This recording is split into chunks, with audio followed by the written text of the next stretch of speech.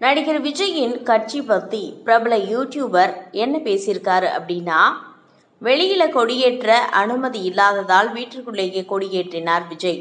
இந்த விழாவில் பேசி முடிந்ததும் விஜய் இரண்டாவதாக வந்து பெற்றோருக்கு நன்றி சொல்ல மறந்துட்டேன்னு திரும்ப நினைவுபடுத்தி கூறினார். ஆனால் விஜய் மேடைக்கு சொல்லும்போது அவரது தாய் ஷோபா சந்திரசேகர் கையை காட்டி வான்னு கூப்பிட்டாங்க. அதை மறுத்து விட்டு போயிட்டாங்க. நல்ல அரசியல் தலைவர்னா முதல்ல பெற்றோர் கால விழுந்து ஆசி வாங்குவார்.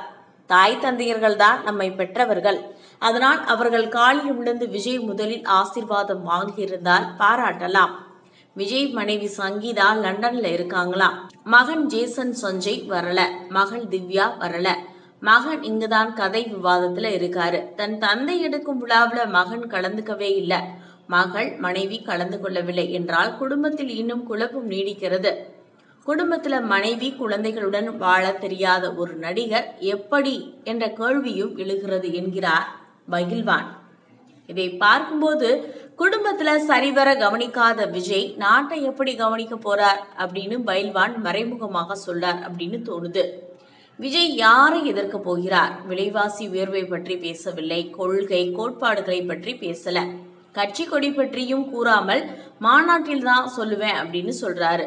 அது வரைக்கும் வாயை பொத்தி கொண்டு இருக்கும். என்ன காரணம்? இவர் அப்படி தெரிவித்துள்ளார். அது வரைக்கும் விஜய் யாரை எதிர்க்க போகிறார்? விலைவாசி உயர்வை பற்றி பேசல, கொள்கை கோட்பாடுகளை பற்றி பேசல, கட்சி கொடி பற்றியும் கூறாம மாநாட்டுல சொல்றேன்னு சொல்லிட்டாரு. அது வரைக்கும் வாயை பொத்திக்கிட்டு இருக்கணுமா? என்ன காரணம் அப்படின்னு நெட்டிசன்கள் கேக்குறாங்க. இதை பத்தின உங்க கருத்தை பதிவு பண்ணுங்க.